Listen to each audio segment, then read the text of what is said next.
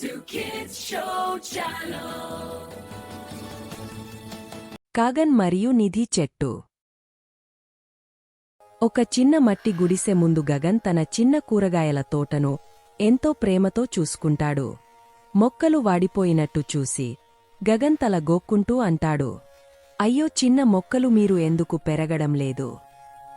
అదే సమయంలో దగ్గరలోని పెద్ద కొండమీద బంగారు రంగు ఆకులతో మెరిసిపోతున్న ఒక అద్భుతమైన చెట్టును గగన్ చూస్తాడు. వావెంత అందంగా ఉంది అని ఆశ్చర్యంగా చూస్తాడు. నేను అక్కడికి వెళ్లి చూస్తాను అని ధైర్యంగా చెప్పుకుంటూ గగన్ నెమ్మదిగా కొండ ఎక్కడం మొదలు పెడతాడు. తన చిన్న చిన్న చేతులతో రాళ్లను బలంగా పట్టుకుంటాడు. బాగా అలసిపోయి పైకి చేరుకున్న గగన్ ఆ నిధి చెట్టును దగ్గరగా చూస్తాడు. గాలికి బంగారు ఆకులు చిన్న శబ్దం చేస్తాయి. కిందకు వేలాడుతున్న ఒక బంగారు ఆకును గగన్ మెల్లగా తాకుతాడు. అది తీసిన వెంటనే అతని చేతిలో నిజమైన బంగారు నాణెం మారుతుంది. గగన్ ఆనందంగా చెబుతాడు, ఇది మాయే కదా. అప్పుడే చెట్టు కింద ఉన్న గుహ నుంచి అవారో బయటకు వస్తాడు. కోపంగా వేలు పెట్టి గగన్ మీద అరుస్తాడు. అవారో పచ్చిపాచితో కప్పబడిన ఒక రాయి పలకను చూపిస్తాడు. గగన్ దాన్ని తుడవగానే అందులో చెక్కిన బొమ్మలు కనిపిస్తాయి. ఆ బొమ్మల్లో ప్రజలు లోభంగా తీసుకుంటే చెట్టు వాడిపోతుంది, పంచుకుంటే చెట్టు బాగా పెరుగుతుంది. గగన్ చిరునవ్వుతో అంటాడు, ఇప్పుడు అర్థమైంది. అవారో ఒక పెద్ద తాళాన్ని ఊపుతూ కిందకు వెళ్లమని సూచిస్తాడు. గగన్ మౌనంగా తిరిగి వెళ్తాడు. గగన్ తన గ్రామానికి తిరిగి వస్తాడు. అతని చేతిలో ఒక్క బంగారు నాణెం మాత్రమే ఉంటుంది. అక్కడ ఎలారా తన చివరి రొట్టెను పిల్లలతో పంచుకుంటూ ఉంటుంది. మంచి పని చేయాలి అని గగన్ అనుకుంటాడు. ఆ బంగారు నాణెన్ని కమ్మరికి ఇచ్చి తన పగలిన నాగలిని చూపిస్తాడు. సంతోషించిన కమ్మరి గగన్ నాగలినే కాకుండా మరెన్నో నాగలులను సరిచేస్తాడు. గగన్ ఆనందంగా నవ్వుతాడు. సరిచేసిన నాగలి గట్టి నేలను సులువుగా దున్నుతుంది. కింద నల్లని సారవంతమైన మట్టి కనిపిస్తుంది. గగన్ ఎంతో సంతోషపడతాడు. గగన్ మళ్లీ కొండ ఎక్కుతాడు. ఈసారి అతని చేతిలో ఒక చిన్న సంచి ఉంటుంది. అవారో గుహలో నుంచి గమనిస్తాడు. గగన్ బంగారు ఆకు తీసుకోడు. చెట్టు వేర్ల దగ్గర నెమ్మదిగా నీళ్లు పోస్తాడు. చెట్టు తల్లి, ఇది నీకోసం అని చెబుతాడు. చెట్టు ప్రకాశంగా మెరిసిపోతుంది. ఒక అందమైన రూబీ పండు కింద పడుతుంది. గగన్ ఎంతో ఆనందిస్తాడు. ఆ రూబీని గగన్ బజారులో మార్చి విత్తనాలు పనిముట్లు ఒక చిన్న మేకను తెచ్చుకుంటాడు. విత్తనాలు నాటబడతాయి. మేక పాలు ఇస్తుంది.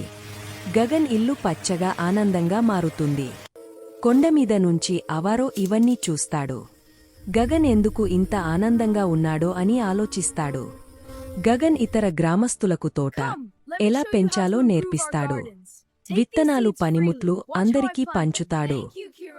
ముందు బోసిపోయిన గ్రామం ఇప్పుడు రంగులు నవ్వులు పంటలతో నిండిపోతుంది. అవారో తన గుహలో బంగారం రత్నాల మధ్య కూర్చుంటాడు. కాని అతని ముఖంలో ఒంటరితనం కనిపిస్తుంది. ఒకరోజు పెద్ద తుఫాను వస్తుంది. గగన్ అందరినీ కలిపి ఇల్లు జంతువులను కాపాడతాడు. తుఫాను వల్ల కొండ దారి దెబ్బతింటుంది. ఒక పెద్ద రాయి అవారో గుహను మూసేస్తుంది. సహాయం అనే అవారో బలహీనమైన గొంతు వినిపిస్తుంది. గగన్ ఆందోళనగా పైకి చూస్తాడు. గగన్ అందరినీ పిలిచి తాళ్లు పనిముట్లతో రక్షణకు బయలుదేరతాడు. అందరూ కలిసి లెక్క పెడుతూ పెద్ద రాయిని తొలగస్తారు. అవారో బయటకు వస్తాడు. కింద ఆనందంగా ఉన్న గ్రామాన్ని చూసి అతని కళ్లలో భావోద్వేగం కనిపిస్తుంది. అవారో సంకోచంగా గగన్కు ఒక బంగారు ఆకు ఇస్తాడు. గగన్ నవ్వుతూ వద్దు అని తల ఊపి ఎలారా ఇచ్చిన వేడి రొట్టెను అవారో చేతిలో పెడతాడు. అవారో కళ్లలో నీళ్లు తిరుగుతాయి. తన బంగారు ఆకులు రత్న పండ్లను అందరికీ పంచుతాడు. నిధి చెట్టు మరింత ప్రకాశంగా మెరిసిపోతుంది. కొమ్మలు విస్తరించి ఎన్నో పండ్లు వస్తాయి. ఇప్పుడు సాధారణ దుస్తుల్లో ఉన్న అవారో గ్రామానికి నీటి కాలువ కట్టడంలో సహాయం చేస్తాడు. మొదటిసారి నిజంగా నవ్వుతాడు. గ్రామంలో పెద్ద పండుగ జరుగుతుంది. అవారో ఎలారాతో కలిసి నవ్వుతూ మాట్లాడుతాడు. గగన్ తోట ఇప్పుడు అందరికీ ఉపయోగపడే పొలంగా మారుతుంది. పిల్లలు పంటల మధ్య ఆడుకుంటారు. కొండమీద ఉన్న నిధి చెట్టు పంచుకుంటే సమృద్ధి వస్తుంది అనే గుర్తుగా నిలుస్తుంది. గగన్ అవారో ఇద్దరూ పక్కపక్కన కూర్చుని సంతోషంగా ఉన్న గ్రామాన్ని చూస్తారు. మెరిసిపోతున్న గ్రామం పైగా నిలిచిన చెట్టు కథ ఒక మధురమైన సందేశంతో ముగుస్తుంది. పంచుకుంటే ఆనందం పెరుగుతుంది. బార్బీ యొక్క మాయా ఉద్యానవన సాహసం.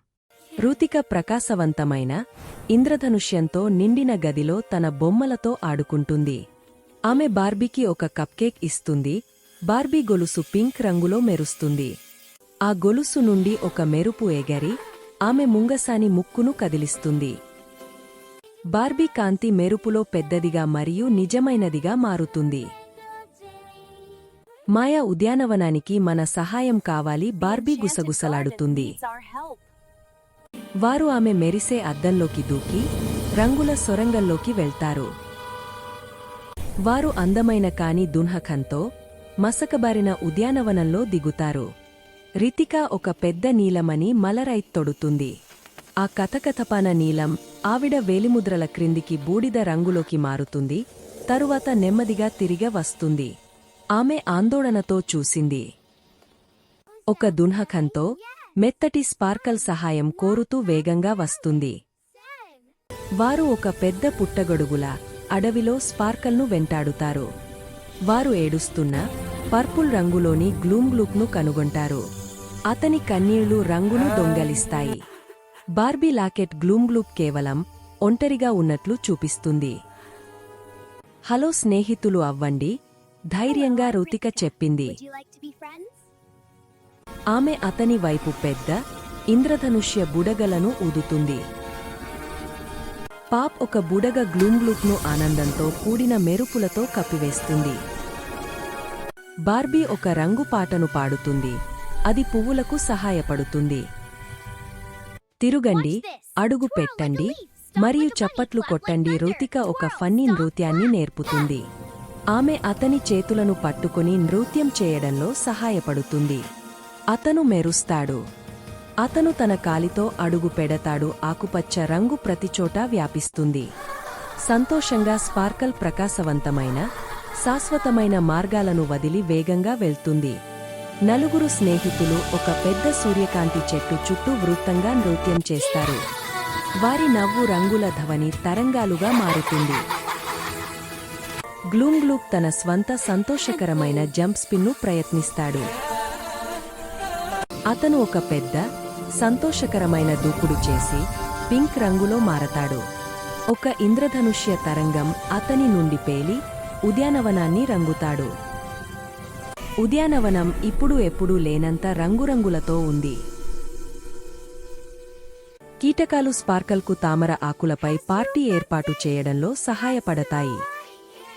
వారు కొత్త స్నేహితులుగా రుచికరమైన విందును పంచుకుంటారు. మినుగురు పురుగులు ఒక హృదయం మరియు రుతిక ముఖం యొక్క చిత్రాలను రూపొందిస్తాయి. బార్బీ రుతికకు ఒక మెరిసే సీతాకోకచిలుక హెయిర్ క్లిప్ ఇస్తుంది. పింక్ గ్లూమ్గ్లూప్ ఆమెకు ఒక మాయా రంగు మారే పువ్వును ఇస్తాడు. అద్దం కనిపిస్తుంది. వీడ్కోలు కౌగలింతుల సమయం. ఆమె తన కొత్త స్నేహితులను చివరిసారిగా చేతి సైగ చేస్తుంది. ఆమె పువ్వును చేతిలో పట్టుకుని తన గదిలోకి తిరిగి వస్తుంది. ఆమె మెరిసే రంగుమారే పువ్వును ఒక వాసాలో ఉంచుతుంది. సూర్యరశ్మి ఆమె హెయిర్ క్లిప్ను ఇంద్రధనుష్యాలను విసరేలా చేస్తుంది. అద్దంలో తన స్నేహితులను చూస్తుంది. ఆమె వారి చిత్రాన్ని గీస్తుంది మరియు ఆమె క్లిప్ మెరుస్తుంది. ఆమె డ్రాయింగ్ మాయా ఉద్యానవనంలో ఆమె స్నేహితుల కోసం కనిపిస్తుంది. నిజమైన నిధి ఆనందాన్ని పంచుకోవడం, దానిని మీరు మాత్రమే ఉంచుకోవడం కాదు. సముద్రంలో కనిపించిన రహస్యమైన అగ్ని. ఒక చిన్న అందమైన సముద్రతీర గ్రామం ఉండేది. అక్కడ ఇల్లు, చెట్లు, పిల్లల నవ్వులు, సముద్రం చేసే షిష్ శబ్దం అన్నీ ఎంతో మధురంగా ఉండేవి. ఒకరోజు రాత్రి చంద్రుని వెలుగు కొంచెం దాగపోయింది. సముద్రం సాధారణం కంటే చాలా నిశ్శబ్దంగా ఏదో రహస్యాన్ని దాచుకున్నట్టుగా కనిపించింది. కరుపయ్య తాత తన పాత పడవను తోస్తూ చిరునవ్వుతో సముద్రాన్ని చూసి, ఈరోజు మంచి చేపలు దొరకాలి అని అనుకున్నారు. అప్పుడే తాత కళ్ళెత్తి పెద్దగా తెరిచారు. సముద్రం మధ్యలో మెరుస్తూ ఒక వెలుగు కనిపించింది. అది నక్షత్రంలా మెరిసింది. అయ్యో, ఇది అగ్నియా? నీటిలో అగ్ని ఎలా మండుతుంది? అని తాత ఆశ్చర్యం, భయం కలిసిన స్వరంతో అన్నారు. తాత కేక పెట్టగానే మత్స్యకారులు, పిల్లలు, అమ్మలు అందరూ పరుగెత్తుకుంటూ వచ్చి సముద్రం వైపు చూశారు. అలలు తాకినా ఆ వెలుగు ఆరిపోలేదు. పిల్లలు ఆనందంగా వావ్, మాయాజాలం అని కేకలు వేశారు. ఒక అమ్మమ్మ మెల్లగా, ఇది సముద్ర మంత్రంలా ఉంది అని చెప్పగానే పిల్లలకు ఒళ్ళు గగుర్పడిచింది. అప్పుడే తెలివైన అరవింద్ అన్నయ్య అక్కడికి వచ్చారు. ఆయన ముఖంలో భయం లేదు, ఆసక్తి మరియు చిరునవ్వు మాత్రమే కనిపించాయి. పిల్లలు, భయపడకండి. ప్రతి రహస్యానికి తప్పకుండా ఒక కారణముంటుంది అని అన్నయ్య ప్రేమగా చెప్పారు. కాని పెద్దవాళ్లు వినలేదు. సరే, నిశ్శబ్దంగా ఉండు అని చెప్పి మళ్లీ సముద్రాన్ని చూస్తూ నిలబడ్డారు. మరుసటి రాత్రి వచ్చింది. పిల్లలు నిద్రపోకుండా కిటికీల నుంచి చూస్తూ ఉన్నారు. మళ్లీ ఆ వెలుగు కనిపించింది. ఈసారి ఆ వెలుగు నెమ్మదిగా తీరం వైపు వస్తోంది. పిల్లల గుండెలు డబ్ డబ్ అంటూ కొట్టుకున్నాయి. అమ్మా, అది మన వైపే వస్తోంది అని పిల్లలు భయంతో ఒకరి చేతిని మరొకరు పట్టుకున్నారు. గుడిలో గంట మోగింది. డింగ్ డింగ్. ఆ శబ్దం రాత్రిలో మరింత రహస్య భావాన్ని కలిగించింది. అరవింద్ అన్నయ్య ధైర్యంగా, నేను వెళ్లి చూసి వస్తాను. నిజం తెలిసినప్పుడే భయం పోతుంది అన్నారు. వద్దు అన్నయ్య, ప్రమాదం అని అందరూ చెప్పారు. పిల్లల కళ్లలో ఆందోళనతో పాటు ఆశ కూడా కనిపించింది. పడవ నెమ్మదిగా ముందుకు కదిలింది. సముద్రం నిశ్శబ్దంగా అన్నయ్యను గమనిస్తున్నట్టుగా అనిపించింది. వెలుగు దగ్గరకు వచ్చాక అది అగ్నిలా కాకుండా మెరుస్తున్న దీపంలా కనిపించింది. అన్నయ్య చేతిని చాపారు. వెలుగు మెల్లగా తాకింది. పిల్లలు ఆశ్చర్యంతో నోరు తెరిచి చూశారు. అకస్మాత్తుగా అన్నయ్య కళ్ల ముందు మరో ప్రపంచం కనిపించింది. అంతా సినిమా దృశ్యంలా మారిపోయింది. 30 సంవత్సరాల క్రితం సముద్రంలో ఒక రహస్య పరిశోధన కేంద్రం ఉందని దృశ్యం చూపించింది. శాస్త్రవేత్తలు ఆనందంగా, మాకు వెలుగు శక్తి దొరికింది అని కుదుపుతూ మాట్లాడుకున్నారు. ఇదిని ఇంకా ఎక్కువగా ఉపయోగించవచ్చు అని అనుకున్నదే పెద్ద సమస్యకు ఆరంభమైంది. అకస్మాత్తుగా బూమ్ అనే పెద్ద శబ్దం వచ్చింది.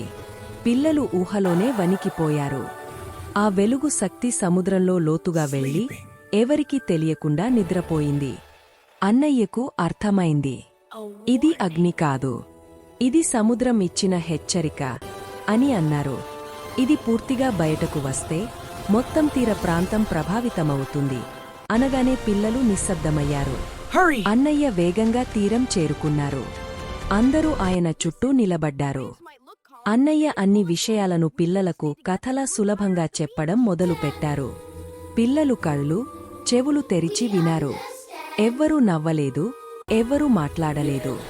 ప్రభుత్వ అంకిళ్ళు, పెద్ద నౌకలు, పరికరాలు వచ్చి సముద్రాన్ని రక్షించాయి. వెలుగు శక్తిని భద్రంగా నియంత్రించారు. పిల్లలు మనసులోనే ఆనందంతో ఎగిరిపోయారు. మరుసటి రోజు సూర్యుడు నవ్వాడు. సముద్రం మళ్లీ షిష్ అంటూ మృదువుగా మాట్లాడటం ప్రారంభించింది. గ్రామం మళ్లీ ఆనందంగా మారింది. పిల్లలు సముద్రతీరంలో పరుగెత్తుతూ ఆడుకోవడం మొదలుపెట్టారు. ఒక చిన్నారి ఆసక్తిగా, అమ్మా, ఆ వెలుగు మళ్లీ వస్తుందా అని అడిగింది. అమ్మ చిరునవ్వుతో చెప్పింది, మనము ప్రకృతిని ప్రేమిస్తే అది మన కథలో మంచి స్నేహితురాలిగా ఉంటుంది. Magical mask and a father and son story. ఒక పెద్ద యానిమేషన్ స్టూడియో లోపల కార్టూన్ కళాకారుడు టిమ్ ఆవేరి ఒక బోర్డు ఆఫ్ డైరెక్టర్స్ ముందు బోరింగ్, కార్పొరేట్శైలి కార్టూన్ ఆలోచనను నర్వస్గా ప్రదర్శిస్తాడు. వారు నిద్రావస్థ చూపులతో తిరిగ చూస్తారు, స్పష్టంగా ఆకట్టుకోలేదు. ఇంట్లో టిమ్ యొక్క చిన్న కొడుకు ఆల్వీ తన బెడ్రూమ్ని రహస్యంగా ఊహతో నింపుతాడు. జాప్, బోయింగ్, జూమ్. అతని చిత్రాలు అడవి, వెర్రి, రంగులతో నిండి జీవితంతో పేలుతున్నాయి. బడిలో విషయాలు అంత సంతోషంగా లేవు. ఇద్దరు బుల్లీస్ ఆల్వీని కైనంగా నెట్టి అతని లాకర్లోకి నెట్టివేస్తారు. ఇబ్బంది మరియు బాధతో ఆల్వీ భావోద్వేగాలు పేలుతాయి. అకస్మాత్తుగా క్రాక్, లాకర్ వక్రీభవించి సాగుతుంది. ఒక భీమాకార కార్టూన్ నోరుగా మారుతుంది. అస్గార్ద్లో దూరంగా ట్రిక్స్టర్ దేవుడు లోకి అస్తవ్యస్తత జాదు యొక్క ఒక పరిచితమైన ఉల్లాసాన్ని అనుభవిస్తాడు. తన ముఖంపై ఒక నెమ్మది చిరునవ్వు వ్యాపిస్తుంది. నాకు ఆ శక్తి తెలుసు, అతను చిరునవ్వుతాడు. ఇంటికి తిరిగి వచ్చిన తర్వాత టిమ్ ఒక పాత స్కెచ్ను కనుగొంటాడు. అతను ఒకసారి దాచిపెట్టాడు. ముసుగు యొక్క ఒక డ్రాయింగ్. ఒక విచిత్రమైన భావన అతని గుండెను లాగుతుంది. అతను వివరించలేనిది. ఆ సాయంత్రం ఒక ప్రశాంతమైన భోజన సమయంలో టిమ్ ఆల్వీతో కనెక్ట్ అవ్వడానికి ప్రయత్నిస్తాడు. కాని అతని మాటలు చదునుగా పడతాయి మరియు వారి మధ్య దూరం కొనసాగుతుంది. అకస్మాత్తుగా ఫ్లాష్. నియాన్ గ్రీన్ లైట్ యొక్క ఒక విస్ఫోటనంలో లోకి ఆవేరి కుటుంబం యొక్క ప్రశాంతమైన సబర్బన్ బ్యాక్యార్డ్లో కనిపిస్తాడు. ఇంటి లోపల ఆల్వీ సంతోషంగా డే డ్రీమ్స్ తాకకుండా అతని సీరియల్ బౌల్ నాట్యం చేయడం, తిరగడం మరియు పాడడం ప్రారంభిస్తుంది. టిమ్ దీన్ని తన సొంత కళ్లతో చూస్తాడు. చివరకు అతను అర్థం చేసుకుంటాడు, శక్తి ఇకపై ముసుగులో లేదు, అది అతని కొడుకు లోపల ఉంది. మారువేషంలో మరియు దూరం నుండి చూస్తూ లోకి ఆల్వీని జాగ్రత్తగా అధ్యయనం చేస్తాడు. అవును, అబ్బాయి మూలం. అతను సంతృప్తితో గుసగుసలాడుతాడు. భయపడి టిమ్ అట్టిక్కి పరుగెడతాడు మరియు ఒక పాత ట్రంక్ను అన్లాక్ చేస్తాడు. లోపల నిజమైన భౌతిక ముసుగు సంవత్సరాలుగా దాచబడి ఉంది. మరోచోట లోకి జెరెమీ ఇప్కిస్ను కనుగొంటాడు. కష్టపడే సంగీతకారుడు ఒక అతుకులతో నిండిన అపార్ట్మెంట్లో నివసిస్తున్నాడు. చేదు మరియు విరిగిన కలలతో నిండి ఉన్నాడు. లోకి జెరెమీని శక్తి వాగ్దానాలతో ప్రలోభపెడతాడు. అతని కోపం మరియు అసూయను పుత్తడి బొమ్మలవాడు వలె వక్రీభవిస్తాడు. అయిష్టంగా జెరెమీ అంగీకరిస్తాడు.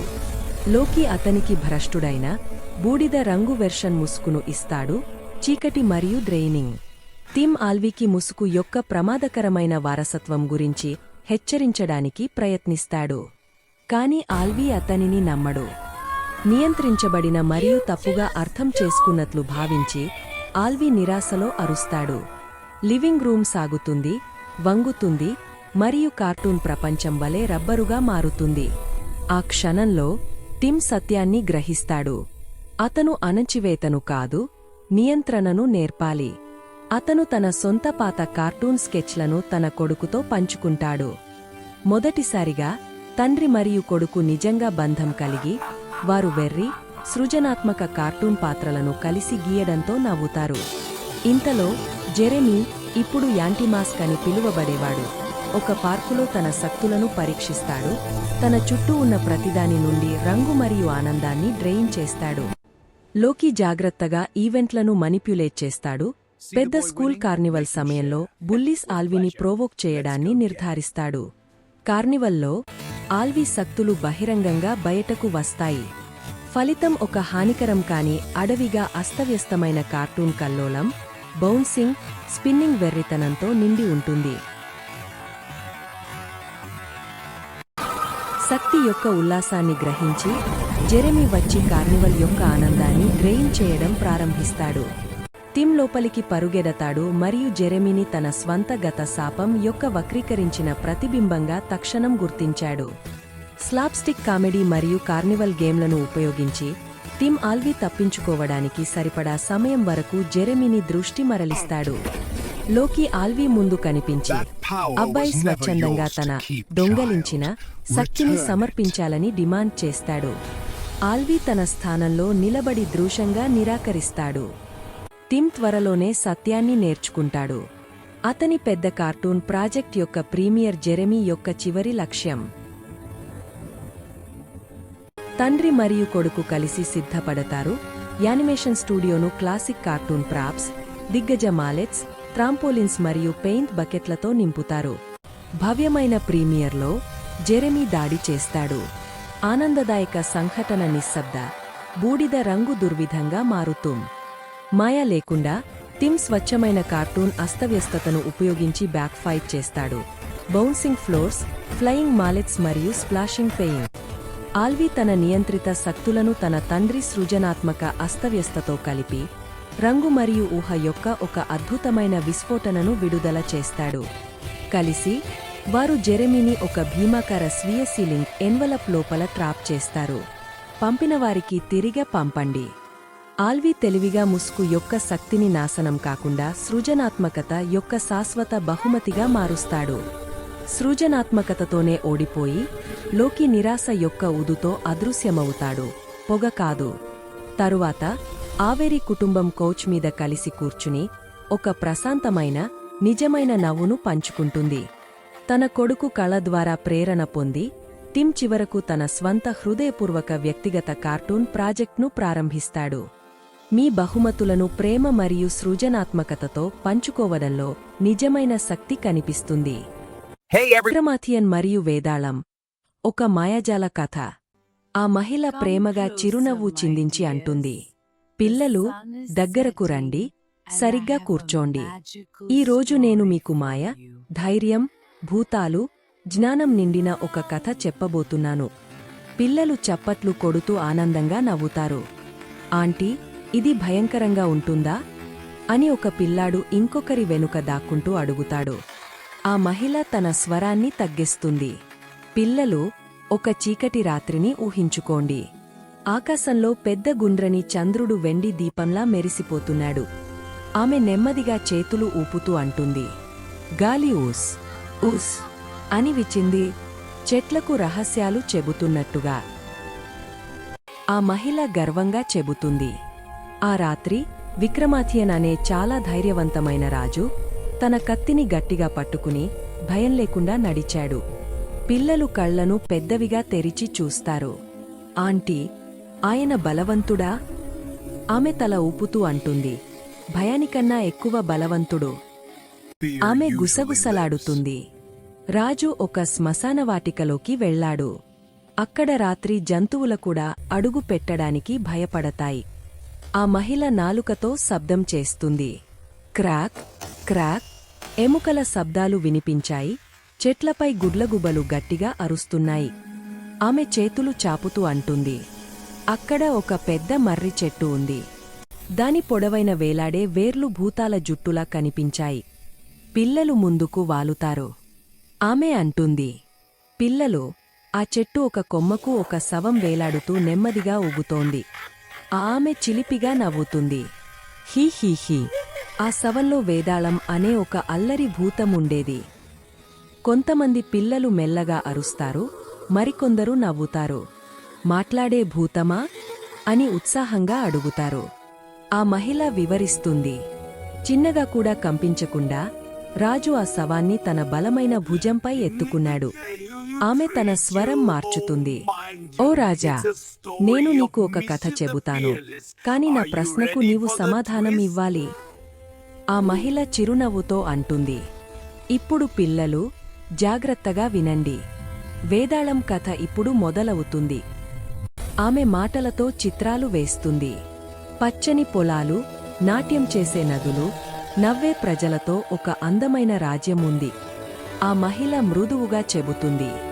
యువరాజు ఆర్యవీరన్ ధైర్యవంతుడు, దయగలవాడు, తనకంటే తన ప్రజలను ఎక్కువగా ప్రేమించేవాడు. ఆమె కొనసాగస్తుంది. రాణి మాలతి సౌమ్యురాలు, తెలివైనది, మాట్లాడే ముందు ఎప్పుడూ ఆలోచించేది. ఆ మహిళ కళ్లను ముడుచుకుంటుంది. కాని యువరాజు స్నేహితుడు సేనన్ చాలా తెలివైనవాడు, లోపల మాత్రం లోభిగా ఉండేవాడు. ఆమె నేలపై తట్టుతుంది. ఝమ్ ఝమ్. యుద్ధనాదాలు మోగాయి. శత్రువులు రాజ్యానికి దగ్గరయ్యారు. పిల్లలు గుర్రాలను ఊహిస్తారు. ఆమె అంటుంది, యువరాజు ధైర్యంగా యుద్ధానికి బయలుదేరాడు. సురక్షితంగా తిరిగి వస్తానని మాట ఇచ్చాడు. ఆ మహిళ నిట్టూరుస్తుంది. రోజులు గడిచాయి, లేఖలు రావడం ఆగపోయింది. అందరి హృదయాల్లో నెమ్మదిగా భయం నిండింది.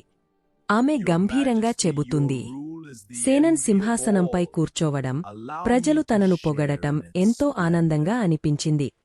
ఆమె గుసగుసలాడుతుంది. ఒక చీకటి అడవిలో సేనన్ యువరాజుపై దాడి చేసి అతన్ని నదిలోకి తోసేశాడు. పిల్లలు ఆందోళనగా చూస్తారు. ఆ మహిళ ధైర్యం చెబుతుంది, భయపడకండి పిల్లలు, కథ ఇంకా ముగయలేదు. ఆమె ఆనందంగా చిరునవ్వు చిందిస్తుంది. దయగల అడవి ప్రజలు యువరాజును కాపాడి అతన్ని చూసుకున్నారు. ఆ మహిళ తల ఊపుతుంది. సేనన్ అందరికీ అబద్ధం చెప్పి రాజ్యానికి రాజయ్యాడు. ఆమె స్వరం తగ్గస్తుంది. రాత్రివేళ యువరాజు రాజప్రాసాదంలో రాణిని రహస్యంగా కలిశాడు. ఆమె నెమ్మదిగా మాట్లాడుతుంది. యువరాజు అధికారం కంటే శాంతిని ఎంచుకుని తన సింహాసనాన్ని త్యజించాడు. ఆమె దగ్గరకు వాలుతుంది. వేదాళం అడిగింది, పిల్లలు, సరైనవాడు ఎవరు? తప్పు చేసినవాడు ఎవరు? ఆ మహిళ పెదవులపై వేలు పెడుతుంది. రాజు నిశ్శబ్దంగా, ప్రశాంతంగా ముందుకు నడిచాడు. ఆమె కళ్లను పెద్దగా తెరుస్తుంది. వేదాళం తన జీవితంలో మొదటిసారి నవ్వడం ఆపేసింది. ఆమె మృదువుగా వివరిస్తుంది, కొన్ని ప్రశ్నలకు ఒకే సమాధానం ఉండదు, పిల్లలు. ఆమె ఆనందంగా చేయి ఊపుతుంది. ఫూష్! వేదాళం చంద్రకాంతిలో కలిసిపోయింది. ఆ మహిళ చిరునవ్వు చిందిస్తుంది. దుష్ట మాంత్రికుడి పథకం పూర్తిగా విఫలమైంది. ఆమె పిల్లలను కౌగలించుకుని అంటుంది, విక్రమాదిత్యంలా ధైర్యంగా ఉండండి, యువరాజులా దయగలవారిగా ఉండండి, మీ హృదయంలో జ్ఞానాన్ని కలిగి ఉండండి. Harry Potter and the cursed child. మాయాజాలంతో నిండిన లండన్ నగరంలో హ్యారీ పాటర్ తన ప్రేమభరితమైన కుటుంబంతో సంతోషంగా జీవించేవాడు. హ్యారీ యొక్క చిన్న కుమారుడు ఆల్బస్ కొత్త పాఠశాలకి వెళ్లడానికి కొంచెం భయపడి, కొంచెం ఉత్సాహంగా ఉన్నాడు. హ్యారీ ప్రేమతో ఆల్బస్ను హోగ్వార్ట్స్ పాఠశాలకు పంపించాడు. హోగ్వార్ట్స్ మాయాజాల పాఠశాల ఆల్బస్కు ఒక పెద్ద, అందమైన, కొత్త ప్రపంచంలా అనిపించింది.